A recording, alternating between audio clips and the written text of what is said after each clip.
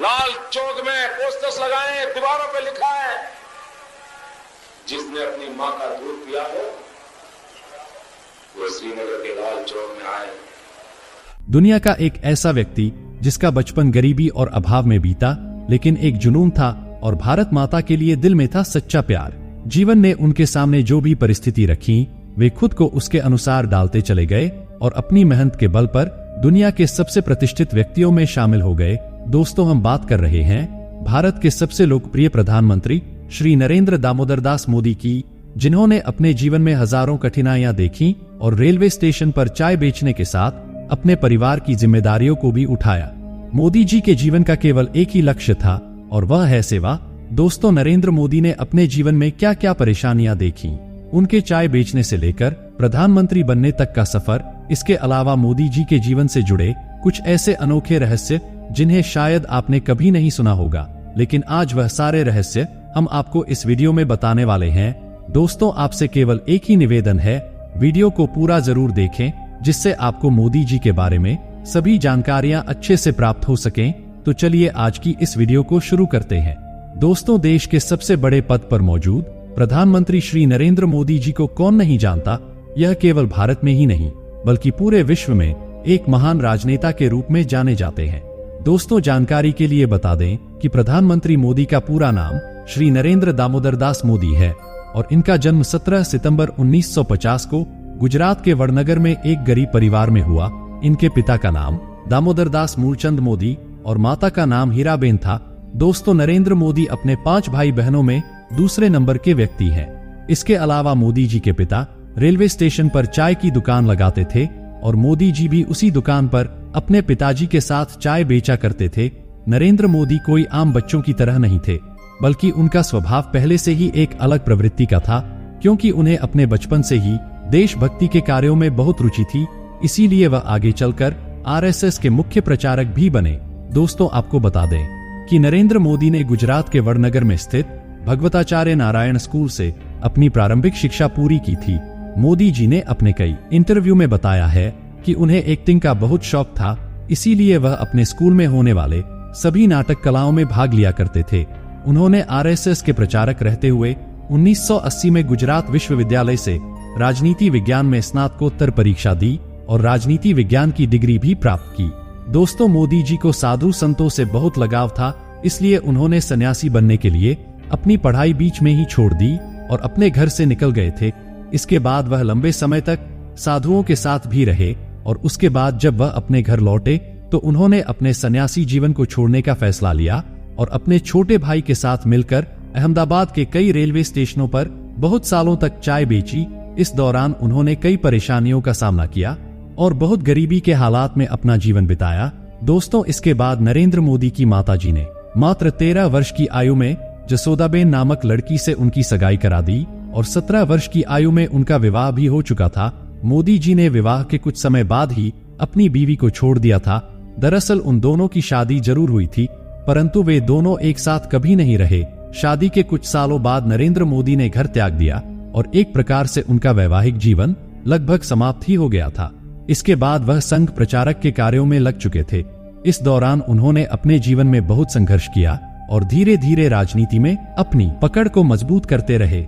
इसके अलावा पिछले 4 विधानसभा चुनावों में अपनी वैवाहिक स्थिति पर खामोश रहने के बाद नरेंद्र मोदी ने कहा कि अविवाहित रहने की जानकारी देकर उन्होंने कोई पाप नहीं किया है, क्योंकि नरेंद्र मोदी के मुताबिक एक शादीशुदा व्यक्ति के मुकाबले अविवाहित व्यक्ति भ्रष्टाचार के खिलाफ जोरदार तरीके से लड़ सकता है, क्योंकि उसे अपनी पत्नी, परिवार और बाल बच्चों की कोई चिंता नहीं रहती। हालांकि नरेंद्र मोदी जी ने शपथ पत्र प्रस्तुत करके जसोदाबेन को अपनी पत्नी स्वीकार किया है। दोस्तों, कुछ आंकड़ों से ऐसा पता चला है, मोदी जी हर नया काम शुरू करने से पहले अपनी मां का आशीर्वाद लेने जरूर जाते थे और यह सब आपने भी जरूर देखा होगा, क्योंकि आज तक नरेंद्र मोदी जी ने जितने भी लोकसभा चुनाव जीते हैं तो वह हमेशा जीतने के बाद अपनी मां के पैर छूने जरूर जाते थे। दोस्तों, आपको बता दें, नरेंद्र मोदी स्वामी विवेकानंद जी से बहुत ज्यादा प्रभावित थे और इसीलिए उन्होंने गुजरात में स्वामी विवेकानंद युवा विकास यात्रा भी निकाली थी। इसके अलावा मोदी जी को समय का बहुत ही पाबंद माना जाता है। वह हर एक काम को निश्चित समय के साथ पूरा करते हैं और उनका यही एक स्वभाव उन्हें पूरे विश्व में महान बनाता है। दोस्तों, आज से लगभग 28 साल पहले मोदी जी का स्वभाव बहुत ही तीक्ष्ण प्रवृत्ति का था। उस समय जब मोदी जी भाषण दिया करते थे तो बड़े बड़े राजनेता भी उनके सामने घुटने टेक देते थे। दोस्तों, उनके भाषण का एक छोटा सा वीडियो जिसे आप अपनी स्क्रीन पर देख सकते हैं। लाल चौक में पोस्टर्स लगाए, दीवारों पे लिखा है, जिसने अपनी मां का दूध पिया हो वो श्रीनगर के लाल चौक में आए। 26 जनवरी को परसों, अब चंद घंटे बाकी हैं, लाल चौक में फैसला हो जाएगा किसने अपनी मां का दूध पिया। दोस्तों, मोदी जी का यह भाषण आपको कैसा लगा, कमेंट करके जरूर बताएं। चलिए दोस्तों, आगे बढ़ते हैं। मोदी की शुद्ध शाकाहारी व्यक्ति हैं और वह अपने दैनिक जीवन काल में अनेक उपवास भी रखते हैं। इसके अलावा वह कुछ ही घंटे सोते हैं और ज्यादातर टाइम अपने काम को देते हैं। इसके बाद मोदी जी धीरे धीरे राजनीति की ओर बढ़ते गए और 7 अक्टूबर 2001 को गुजरात के मुख्यमंत्री के रूप में नरेंद्र मोदी को चुना गया। इस दौरान नरेंद्र मोदी ने गुजरात में अनेक विकासशील कार्य किए और एशिया का सबसे बड़ा सोलर पार्क भी गुजरात में बनकर तैयार हुआ। मोदी जी ने गुजरात की जनता को बिजली, पानी जैसी सभी मूलभूत आवश्यकताएं उचित मात्रा में उपलब्ध करवाई। इसके बाद नरेंद्र मोदी के ऊपर गुजरात की जनता का प्यार बरसने लगा और इसी वजह से वह 4 बार गुजरात के मुख्यमंत्री के रूप में चुने गए। और इसके बाद 2013 की केदारनाथ आपदा में नरेंद्र मोदी जी ने लोगों को आर्थिक सहायता प्रदान करने के लिए केंद्र सरकार से बजट की मांग की, लेकिन उस समय देश में कांग्रेस का राज था, इसलिए उन्होंने मोदी जी को मना कर दिया। लेकिन यह सिलसिला यहीं पर खत्म नहीं हुआ, बल्कि मोदी जी की ईमानदारी और देश के प्रति अच्छे कार्यों को देखते हुए भाजपा सरकार ने 2014 के लोकसभा चुनाव में नरेंद्र मोदी को प्रधानमंत्री के रूप में चुना।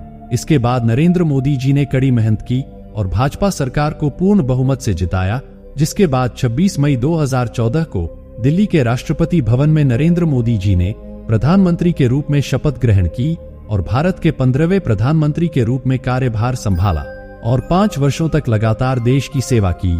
जिसके बाद दोबारा से मोदी जी को प्रधानमंत्री के रूप में चुना गया और 30 मई 2019 को दूसरी बार नरेंद्र मोदी जी ने प्रधानमंत्री पद की शपथ ली और पूरे देश भर में मोदी जी इतने पॉपुलर हो गए कि भारत की जनता ने तीसरी बार फिर से नरेंद्र मोदी जी को भारत का प्रधानमंत्री बना दिया है। दोस्तों, यह बात हम सभी जानते हैं कि नरेंद्र मोदी जी के जीवन में अटल बिहारी वाजपेयी जी का एक अहम योगदान रहा है। उन्हीं के कहने पर नरेंद्र मोदी दिल्ली से गुजरात वापस आए थे और साल 2014 में पहली बार प्रधानमंत्री बनने के बाद संसद में संबोधन करने के दौरान सबसे पहले उन्होंने अटल जी को ही याद किया था और उन्होंने अटल जी के स्वास्थ्य के बारे में जिक्र करते हुए यह कहा था कि अगर आज यहाँ पर अटल जी मौजूद होते तो सोने पर सुहागा हो जाता। लेकिन जब 16 अगस्त 2018 को अटल बिहारी वाजपेयी जी का निधन हुआ, तब उनकी अंतिम यात्रा में शामिल होते हुए नरेंद्र मोदी जी की आंखों में आंसू आ गए थे। जिसके बाद उन्होंने एक भाषण में कहा था कि अटल जी मेरे पिता के समान थे, जिन्हें आज मैं अपने दुखद हृदय से याद कर रहा हूँ।